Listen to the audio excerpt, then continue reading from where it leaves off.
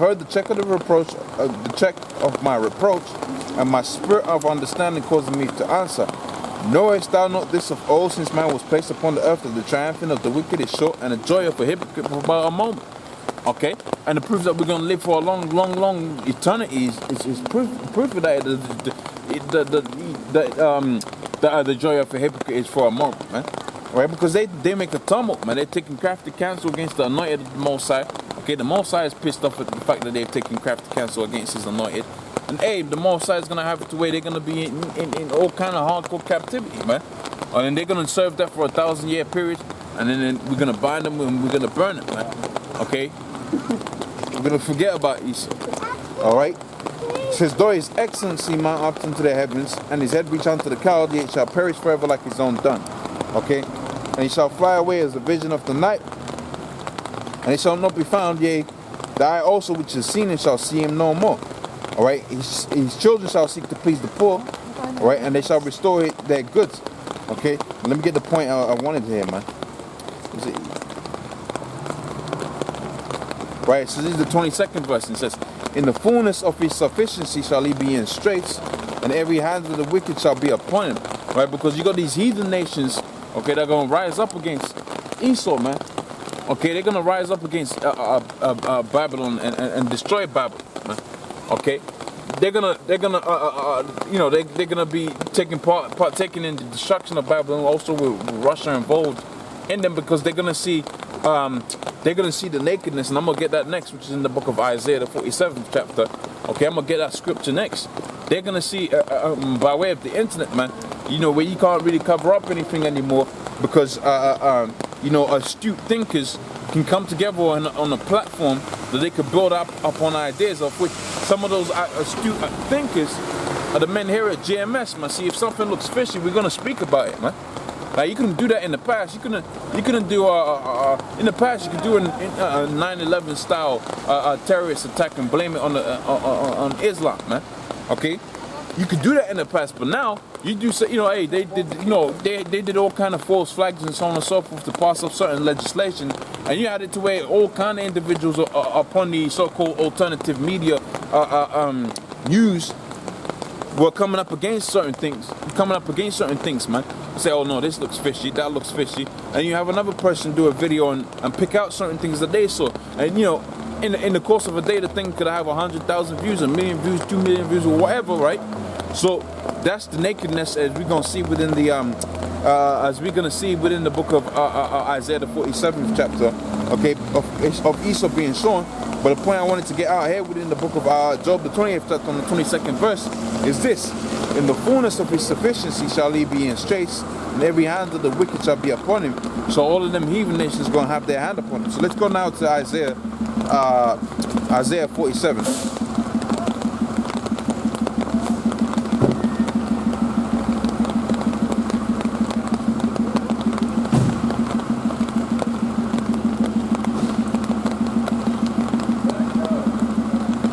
This is Isaiah 47:1. It says, come down and sit in the dust, O virgin daughter of Babylon, and sit on the ground. There is no throne, O daughter of the Chaldeans. All right, for thou shalt no more be called tender and delicate. Okay, how are you doing, man? All right, because guess what, man? All right, they ain't gonna be called tender and delicate anymore. Because why? Because no major war has been played out there in America. Okay, all of these nations, up until a certain point, they used to fear America, man. Okay, they used to fear America because why? Because they had because they had that H bomb. Okay, but here's the thing about the H bomb. Now you got it to where all kind of people can develop their own nuclear bombs, which they're like supposed to be 100, 1,000 times, thousands of times, worse, more devastating than what you had out there in Hiroshima and Nagasaki, man. Okay, what you got right now is more devastating than that. Okay, now, but the Most High is going to set it up to where that same technology that they've worked on is going to be used against them, man. They're going to fall by their own hands. They're going to fall by their own.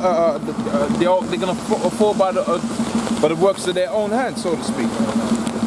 Okay, just take the millstone, grind the mill, uncover the lugs, and make bare the legs. Okay, uncover the thigh, and pass over the rivers, it says, thy nakedness shall be uncovered, yea, thy shame shall be seen, right? And I will take vengeance, and I will not meet thee as a man. Because when the Lord comes back, I'll see that within the book of Isaiah, the 63rd chapter. When the Lord comes back, he's gonna be he's gonna be of a celestial form. Okay, is that the right word? Basically, he's gonna have it. Basically, to put it plainly, he's gonna come back and he's gonna be of a form that's out of this world. Okay, that's why he said he's not gonna meet thee as a man. And here's the proof of that.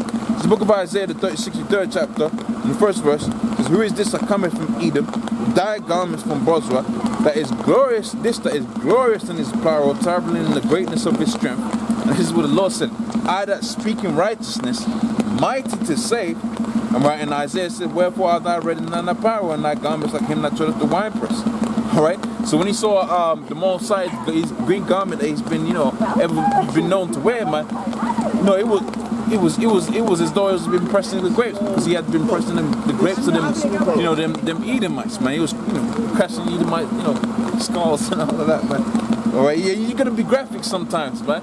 You gotta really think about how the Lord's, scriptures, and I'll go to Isaiah the 13th chapter, man. After, because the scripture says, because I quoted, the scripture says, man, happy is he that taketh and dashes the little ones, man. Okay, so all of them Edomites, they're out there, they think they're gonna be out there for forever and ever, and they're getting all kind of kids, man. Okay, and the kids don't, somehow, they've been all wicked in their former life. Right, they've been all kind of wicked, but the kid comes out all right. Well, that's because the Most High wants to fulfill that prophecy, man. To where when the rightful rulers come into power, he'll be dashing them little ones, man.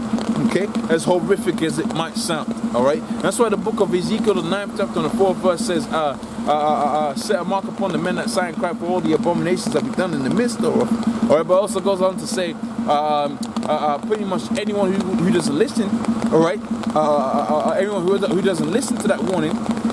It says, slay ye utterly old and young, okay, both maids and little children. All right, so the scriptures is graphic, man. And these people are so bugged out. They say, oh, that's a different God. Okay, that was the God of the Old Testament. Look, the scripture says in the Old Testament and the New Testament that He doesn't change, man. Right? The Most High don't change. He's the same yesterday as He is today. All right, in the so-called Old Testament as He is in the New Testament. All that happened was the transferring of law sacrifice. Okay, when Yahushua was on the scene to establish the new covenant, which is based for a better promise for you Negroes, Hispanics, Native Americans that's so hard-headed that you can't see that. All right, but that goes back into the curse in the book of Isaiah, the 6th chapter and the 9th verse, wherewith it is said, let their tables become a snare unto them, man. Okay, so you read these scriptures, man, and they trap you up, man, and you just can't understand it, but you think you can understand it because you're walking after your own lust, man. All right. Isaiah, the 63rd chapter, and the 3rd verse, I have trodden the winepress alone, and of the people that was none with me, I will tread them in mine anger, and trample them in my fury, and their blood shall be sprinkled upon my garments, and I will stain all my raiment. For the day of vengeance is in my heart, and the year of my redeemed is come. And I looked, and there was none to help me, right? And I wondered, and there was none to uphold me. Therefore have my own anger, hold on, let me read that properly. It says, therefore my own arm brought salvation unto me, and my fury upheld me. And I will tread down the people in mine anger, and they shall make them drunk in my fury, and I will bring down their strength to the earth. And what's Esau's strength, man? Esau's strength is that military, man. Okay? Have you ever seen an army as great as Russians? Russians, as much as we like the Russians for trying, for what they're gonna do to America, hey, they're still Edomites, man. And they walk in the same level of pride as Esau walks within the same level of pride, man. Okay? What army is so great as the American army? Or what army is so great as the Russian army? Which is all BS, man, because the army that Yahweh Shimi outside is setting up, that's gonna be the thing, man. Okay, that's gonna be the thing, man.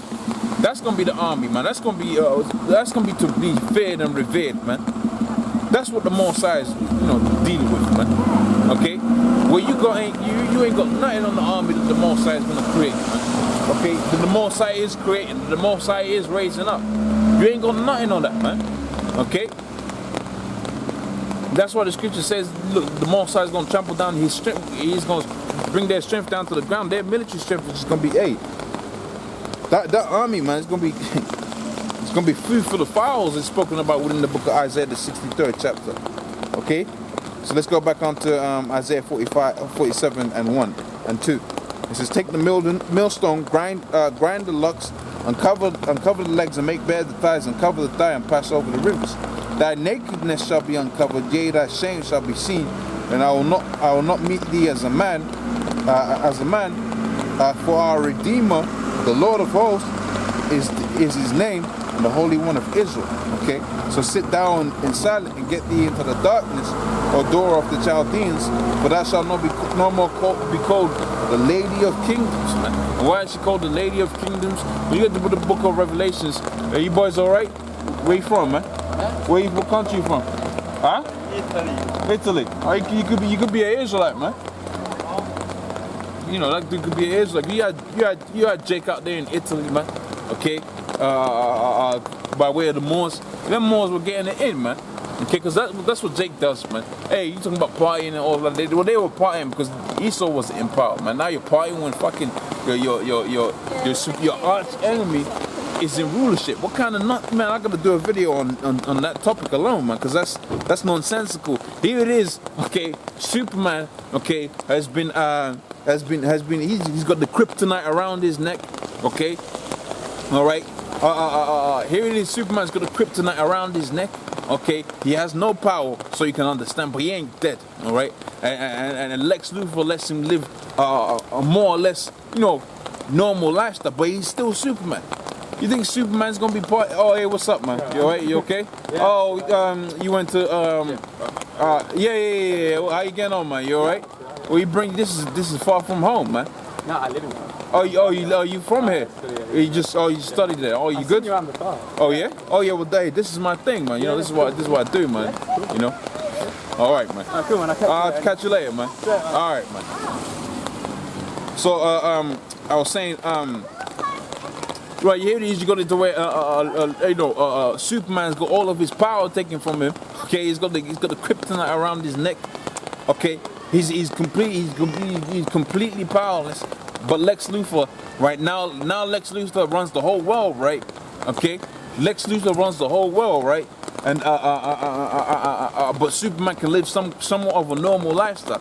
Okay, well Superman, right? And you know, let's say that you had the Kryptonians, right? They were in the same situation as Superman.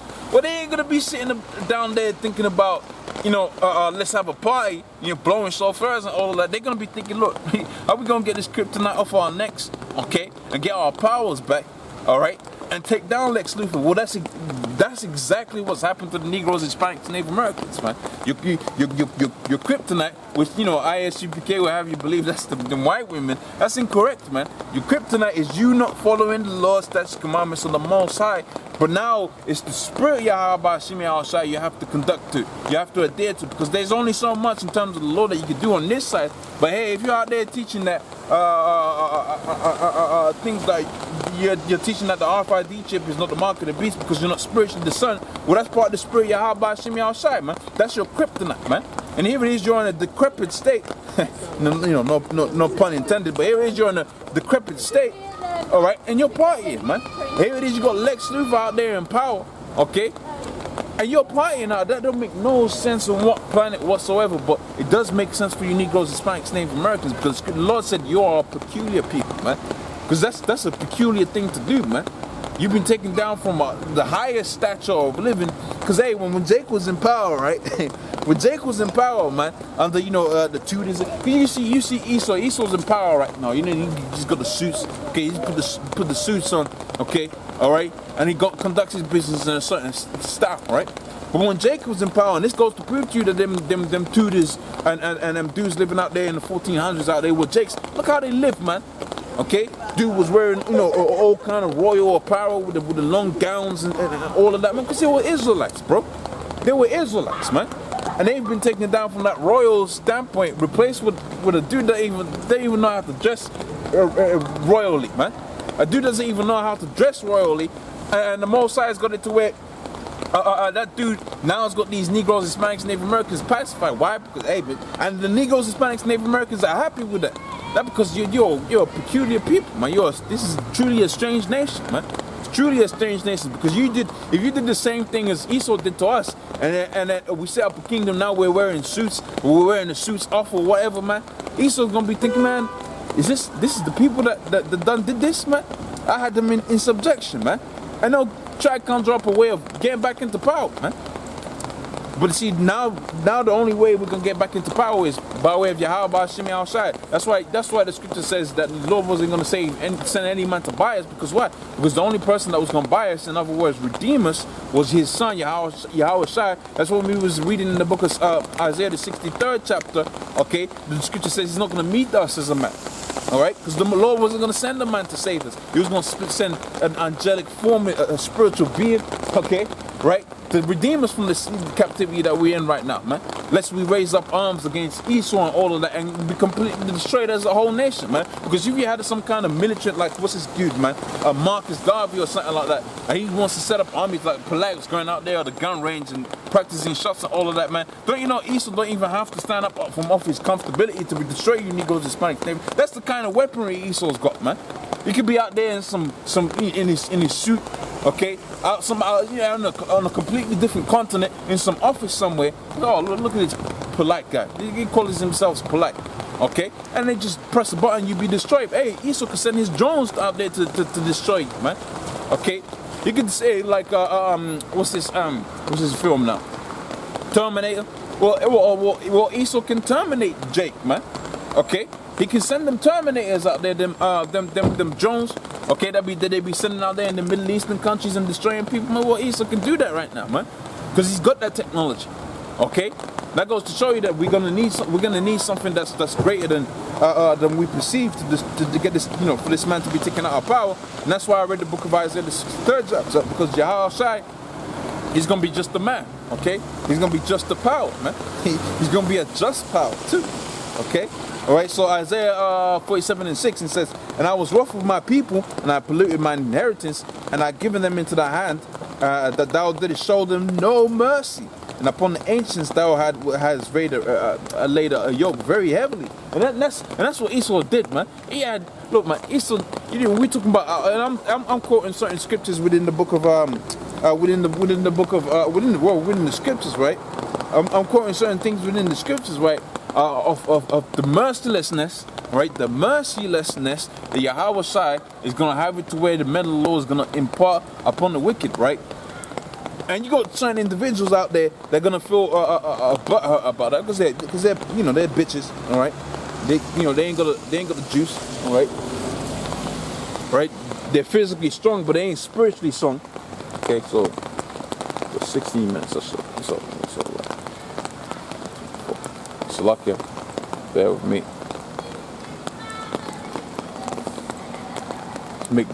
Just making sure the equipment is dry. Okay, so there we go. All right, so you got it to where certain individuals out there, Jakes and all of that. Okay, they think they're on. I lost my train of thought now. Anyways, let me get back onto the scriptures. Oh right, yeah. You got certain Jake individuals out there, man. Okay, they got a problem with the fact that we're gonna show Esau no mercy, right? But the scripture's telling you there that Esau, he didn't even show mercy upon the old guys, man. He didn't even show mercy upon the ancients. Why? Because he's a devil, man. Okay, he is the devil. And when he took down the Negroes, Hispanics, Native Americans, okay, he didn't have no mercy taking down the Negroes, Hispanics, Native Americans, man. Okay, right, upon the old people, upon the young. All right, they have stories about how they used to catch, they wanted alligator shoes or whatever. They used to send them, they used to have it to where them, little Negro baby born, they'll use that as the bait, man. You can use anything else, It's not like the alligator's diet is based around, what do you call it, little Negro babies, but apparently on that day it was, And that goes to show you that this man's the devil, man. Because he could have used anything else for that situation. So the Most High, being righteous, is going to overturn that judgment, and he's going to impart it on Esau. And we're going to see that within the book of Isaiah, the 13th chapter. Let me finish this right quick, man. Isaiah 47:7, it says, "And thou said, I shall be a lady forever. Because they said, look, we're gonna stand forever, man. In fact, the scripture says their continuing thought is that their kingdom shall reign forever, man. Oh, our children's children are gonna inherit this. Or we're gonna buy this house, so our children's children are gonna have. Look, man, you might not even finish paying the mortgage on that house that you just bought because the Most High is coming back so soon, man. All right.